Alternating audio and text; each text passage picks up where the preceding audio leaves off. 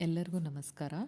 ಈ ವಿಡಿಯೋದಲ್ಲಿ ನಾನು ಲಕ್ಷ್ಮಿಗೆ ಅಂದರೆ ವರಮಹಾಲಕ್ಷ್ಮಿಗಾಗಿರ್ಬೋದು, ಗಣೇಶ ಹಬ್ಬಕ್ಕಾಗಿರ್ಬೋದು, ಕೃಷ್ಣ ಜನ್ಮಾಷ್ಟಮಿಗಾಗಿರ್ಬೋದು ಒಂದು ಲೋಟಸ್ ಆಸನ ಹೇಗೆ ಮಾಡ್ಕೊಳ್ಳೋದು ಅಂತ ತಿಳಿಸ್ಕೊಡ್ತೀನಿ. ಇಲ್ಲಿ ಫಸ್ಟು ಪೆಟಲ್ಸನ್ನು ಕಟ್ ಮಾಡ್ಕೊಳ್ಳೋಕ್ಕೆ ಬಾಟಮಲ್ಲಿ 7.5 ಸೆಂಟಿಮೀಟರ್ ತೊಗೊಳ್ಬೇಕು. ಆಮೇಲೆ ಮಿಡಲಲ್ಲಿ 11.5 ಸೆಂಟಿಮೀಟರ್ ತೊಗೊಳ್ಬೇಕು. ಟಾಪಲ್ಲಿ ಅಂದರೆ ಹೈಟನ್ನು ನಾನು 21 ಸೆಂಟಿಮೀಟರ್ಗೆ ಮಾರ್ಕ್ ಮಾಡ್ಕೊಂಡಿದ್ದೀನಿ. ಈ ಥರ ನಾವು ಪಿಂಕ್ ಹಾಗೂ ಗ್ರೀನ್ ಪೆಟಲ್ಸನ್ನು ಮಾಡ್ಕೊಳ್ಳಿಕ್ಕೆ 1 kg ಕಾರ್ಡ್ಬೋರ್ಡಲ್ಲಿ ಒಂದು ಶೀಟಲ್ಲಿ 8 ಪೆಟಲ್ಸ್ ಆಗುತ್ತೆ. ಒಂದು ಕಾರ್ಡ್ ಶೀಟ್ ಅಂತ ಹೇಳ್ತೀವಲ್ಲ, ಸ್ವಲ್ಪ ಹಾರ್ಡಾಗಿರೋ ಕಾರ್ಡ್ ಶೀಟ್ ತೊಗೊಳ್ಬೇಕು. ಆ ಕಾರ್ಡ್ ಶೀಟಲ್ಲಿ 8 ಪೆಟಲ್ಸ್ ಕೂತ್ಕೊಳ್ಳುತ್ತೆ. ಸೊ ಇಲ್ಲಿ ನಾನು ಯೂಸ್ ಮಾಡಿರೋದು 3 ಕಾರ್ಡ್ ಶೀಟ್ ಯೂಸ್ ಮಾಡಿದ್ದೀನಿ. ಪಿಂಕ್ ಪೆಟಲ್ಸ್ ಮಾಡ್ಕೊಳ್ಳೋದಕ್ಕೆ 3 ಕಾರ್ಡ್ ಶೀಟ್ ಯೂಸ್ ಮಾಡಿದ್ದೀನಿ, ಹಾಗೂ ಗ್ರೀನ್ ಪೆಟಲ್ಸ್ ಮಾಡ್ಕೊಳ್ಳೋದಕ್ಕೆ 1 ಕಾರ್ಡ್ ಶೀಟ್ ಯೂಸ್ ಮಾಡಿದ್ದೀನಿ. ಈ ಕಾರ್ಡ್ ಶೀಟನ್ನು ನಾವು ಫಸ್ಟು ಒಂದು ಬಾಟಮ್ ಏನು ಸರ್ಕಂಫರೆನ್ಸ್ ಮೇಲೆ ಪ್ಲೇಸ್ ಮಾಡೋದಕ್ಕೆ ಫಸ್ಟು ಒಂದು ಸರ್ಕಲ್ಲಾಗಿ ಒಂದು ರೌಂಡಾಗಿ ಒಂದು ಕಾರ್ಡನ್ನ ಕಟ್ ಮಾಡ್ಕೊಳ್ಳೋಕ್ಕೆ ಫಸ್ಟು ಪೇಪರಲ್ಲಿ ಮಾರ್ಕ್ ಮಾಡ್ಕೊಳ್ತಾ ಇದ್ದೀನಿ. ಇಲ್ಲಿ ರೇಡಿಯಸ್ಸು 24 ಸೆಂಟಿಮೀಟ್ರ್ ತೊಗೊಳ್ಳಿ. ಸೊ ನಾವು ಹಾಫ್ ಸರ್ಕಲ್ 24 ಸೆಂಟಿಮೀಟ್ರ್ ತೊಗೊಂಡಾಗ ನಮಗೆ ಫುಲ್ ಸರ್ಕಲ್ಲು 48 ಸೆಂಟಿಮೀಟರ್ ಬರುತ್ತೆ. ಸೊ ಇಲ್ಲಿ ನೀವು ಪೆನ್ಸಿಲ್ ಹಾಗೂ ದಾರಾನ ಯೂಸ್ ಮಾಡ್ಕೊಂಡ್ಬಿಟ್ಟು ಮಾರ್ಕ್ ಮಾಡ್ಕೊಳ್ಳಿ. ಸೊ ಅದೇ ಪೇಪರ್ನ ನೀವು ಕಾರ್ಡ್ ಮೇಲೆ ಇಟ್ಬಿಟ್ಟು ಟ್ರೇಸ್ ಮಾಡಿ ಕಾರ್ಡನ್ನು ಕಟ್ ಮಾಡ್ಕೊಳ್ಳಿ. ಇಲ್ಲಿ ಈಗ ನಾನು ಪೆಟಲ್ಸನ್ನು ಹೇಗೆ ಮಾರ್ಕ್ ಮಾಡ್ಕೊಳ್ಳೋದು ಅಂತ ತೋರಿಸ್ಕೊಡ್ತೀನಿ. ಫಸ್ಟು ಪೇಪರನ್ನು, ವೈಟ್ ಪೇಪರನ್ನು A4 ಸೈಜ್ ಆಗ್ಬೋದು, ಇಲ್ಲ A3 ಸೈಜ್ ತೊಗೊಳ್ಳಿ. ಅದನ್ನು ಫೋಲ್ಡ್ ಮಾಡ್ಕೊಳ್ಳಿ. ಡಬಲ್ ಫೋಲ್ಡ್ ಮಾಡಿಕೊಂಡು ಬಾಟಮಲ್ಲಿ ಫೋಲ್ಡ್ ಮಾಡ್ಕೊಂಡಾದಮೇಲೆ 7.5 ಸೆಂಟಿಮೀಟರ್ ಮಾರ್ಕ್ ಮಾಡ್ಕೊಳ್ಳಿ. ಹೈಟ್ ಬಂದುಬಿಟ್ಟು 7 ಸೆಂಟಿಮೀಟರಿಗೆ. ಅಲ್ಲಿ ನೀವು ಮಿಡಲ್ ಪಾರ್ಟು 11.5 ಸೆಂಟಿಮೀಟರ್ಗೆ ಮಾರ್ಕ್ ಮಾಡ್ಕೊಳ್ಬೇಕು. ಸೊ ಹೈಟನ್ನು ಟಾಪಲ್ಲಿ ಏನಾಗುತ್ತೆ 21 ಸೆಂಟಿಮೀಟರ್ಗೆ ನೀವು ಲೀಫನ್ನು ಕಟ್ ಮಾಡ್ಕೊಳ್ಬೇಕಾಗತ್ತೆ. ಸೊ ಇಲ್ಲಿ ನೀವು ಮಾರ್ಕಿಂಗ್ ಮಾಡಾದಮೇಲೆ ನಾನು ಡ್ರಾ ಮಾಡೋದು ನೋಡ್ಕೊಳ್ಳಿ.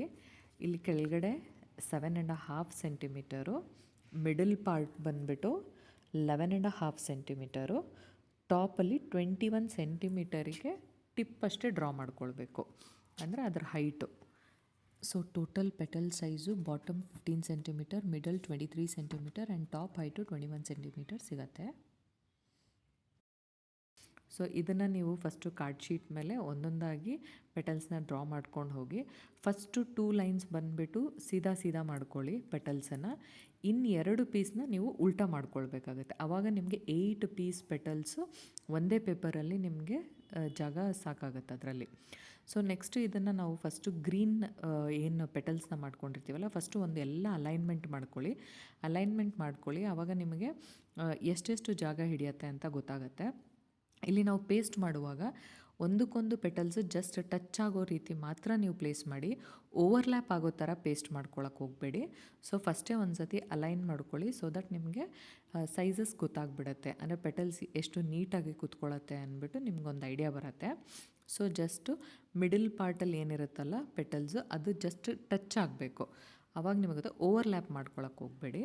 ಸೊ ಒಂದು ಲೈನ್ ಫುಲ್ಲು ನೀವು ಗ್ರೀನ್ ಕಲರ್ ಪೇಸ್ಟ್ ಮಾಡಿದ್ಮೇಲೆ ನೆಕ್ಸ್ಟು ಪಿಂಕ್ ಲೇಯರ್ ಮಾಡ್ಕೊಳ್ಬೇಕಾಗುತ್ತೆ.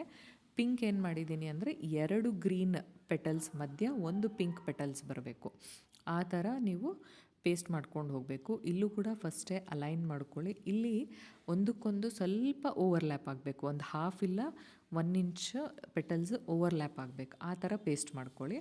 ಪೇಸ್ಟ್ ಮಾಡ್ಕೊಳ್ಳುವಾಗ ಕರೆಕ್ಟಾಗಿ ನೋಡ್ಕೊಳ್ಳಿ.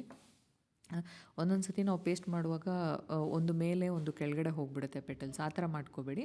ಸ್ಲೋ ಆಗಿ ಮಾಡ್ಕೊಳ್ಳಿ, ಟಿಪ್ ಮಾತ್ರ ಪೇಸ್ಟ್ ಮಾಡ್ಕೊಂಡು ಹೋಗಿ, ಸೊ ನೀಟಾಗಿ ಬರುತ್ತೆ. ಸೊ ಥರ್ಡ್ ಲೇಯರ್ಗೆ ಏನು ಮಾಡಬೇಕು, ಫಸ್ಟು ಪೆಟಲ್ಸನ್ನು ಮಡ್ಚ್ಕೊಂಡ್ಬಿಟ್ಟು 1.5 ಇಲ್ಲ 2 ಸೆಂಟಿಮೀಟರ್ಗೆ ಸ್ವಲ್ಪ ಮಧ್ಯದಲ್ಲಿ ಕಟ್ ಮಾಡಿಕೊಂಡು, ಆಮೇಲೆ 2 ಪೆಟಲ್ಸ್ ಹಿಂಗೆ ಇಟ್ಕೊಂಡ್ಬಿಟ್ಟು ಸ್ವಲ್ಪ ಎಳೆದ್ಬಿಟ್ಟು ಅದನ್ನು ಜೋಡಿಸ್ಕೊಳ್ಳಿ, ಒಂದರ ಮೇಲೆ ಒಂದು ಜೋಡಿಸ್ಕೊಳ್ಳಿ.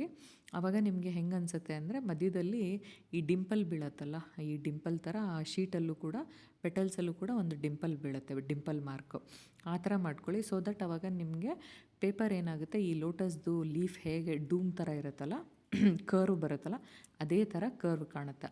ಆ ಕರ್ವ್ ಕಾಣಬೇಕು ಅನ್ನೋದಕ್ಕೋಸ್ಕರ ಮಾತ್ರ ಇದನ್ನು ಕಟ್ ಮಾಡ್ಕೊಳ್ಳೋದು. ಇಲ್ಲೂ ಕೂಡ ಅಷ್ಟೇ 2 ಪಿಂಕ್ ಪೆಟಲ್ಸ್ ಮಧ್ಯ ಒಂದೊಂದು ಪೆಟಲ್ಸ್ನ ಜೋಡಿಸ್ಕೊಂಡು ಹೋಗಿ. ಸೊ ಫಸ್ಟ್ ಲೇಯರು ಕೂಡ ಹಾಗೆ ಗ್ರೀನ್ ಆಗಿದ ತಕ್ಷಣ 2 ಗ್ರೀನ್ ಮಧ್ಯ 1 ಪಿಂಕು, ಅದಾದಮೇಲೆ ಥರ್ಡ್ ಲೇಯರು ಕೂಡ ಹಾಗೆ 2 ಪಿಂಕ್ ಪೆಟಲ್ಸ್ ಮಧ್ಯ ಮತ್ತು ಒಂದು ಪಿಂಕ್ ಪೆಟಲ್ಸ್. ಸೊ ಈ ಥರ ನೀವು 3 ಲೇಯರು ಮಾಡ್ಕೊಂಡು ಹೋಗಬೇಕಾಗತ್ತೆ. ಈ ಥರ 3 ಲೇಯರ್ ಮಾಡ್ಕೊಂಡ್ಮೇಲೆ ಫಿನಿಶಿಂಗಿಗೆ ಮಧ್ಯದಲ್ಲಿ ಏನು ಮಾಡಬೇಕು, ವೈಟ್ ಪೇಪರನ್ನು ಕಟ್ ಮಾಡಿಕೊಂಡು ಆ ಸರ್ಕಂಫರೆನ್ಸಲ್ಲಿ ವೈಟ್ ಪೇಪರನ್ನು ಪೇಸ್ಟ್ ಮಾಡಿ. ನೀವು ಲಾಸ್ಟಲ್ಲಿ ವೈಟ್ ಪೇಪರ್ನ ಪೇಸ್ಟ್ ಮಾಡ್ಕೊಳ್ಳೋಕ್ಕಿಂತ ಮುಂಚೆ ನೀವು ಬೇಕಾದ್ರೆ ಮೊದಲೇನೂ ಮಾಡ್ಕೊಳ್ಬೋದು. ಮೊದಲೇ ಏನದು ಸರ್ಕ್ಯುಲರ್ ಶೇಪ್ ಕಟ್ ಮಾಡ್ಕೊಂಡಿರ್ತೀವಲ್ಲ, ಅದಕ್ಕೆ ಮೊದಲೇ ಒಂದು ವೈಟ್ ಪೇಪರ್ನ ಪೇಸ್ಟ್ ಮಾಡ್ಕೊಂಬಿಡಿ. ಸೊ ದಟ್ ಅವಾಗೂ ಕೂಡ ನಿಮಗೆ ಫಿನಿಶಿಂಗ್ ತುಂಬ ಚೆನ್ನಾಗಿ ಕಾಣುತ್ತೆ.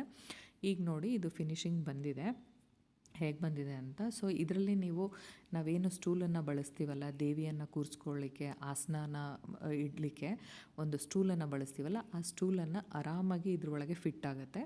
ಸೊ ನಿಮಗೆ ದೊಡ್ಡ ಸೈಜೇ ಬರುತ್ತೆ. ಸೊ ಟೋಟಲಾಗಿ 3 ಪಿಂಕ್ ಶೀಟ್ಸ್ ಯೂಸ್ ಮಾಡಿದ್ದೀನಿ, 1 ಗ್ರೀನ್ ಶೀಟನ್ನು ಯೂಸ್ ಮಾಡಿದ್ದೀನಿ.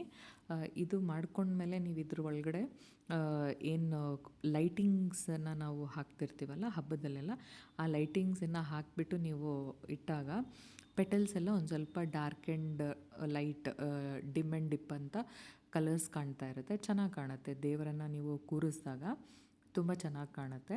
ನಾನಿಲ್ಲಿ ನಿಮಗೆ ಒಂದು ತಮ್ಗೆಯನ್ನು ಇಟ್ಟುಬಿಟ್ಟು ಕೂಡ ತೋರಿಸಿದ್ದೀನಿ ಎಕ್ಸಾಂಪಲ್ಲಾಗಿ. ತಮ್ಗೆ ಇಟ್ಟಾಗ ಯಾವ ಸೈಜ್ ಹೈಟಿಗೆ ಬರುತ್ತೆ ಅಂಥೇಳಿ. ಆಮೇಲೆ ದೇವರಿಗೆ ಸೀರೆಯನ್ನು ಉಡಿಸಿದಾಗ ಹೇಗೆ ಪೆಟಲ್ಸ್ ಕಾಣುತ್ತೆ ಅಂತ ಕೂಡ ನೀವು ನೋಡ್ಕೊಳ್ಬೋದು. Thank you.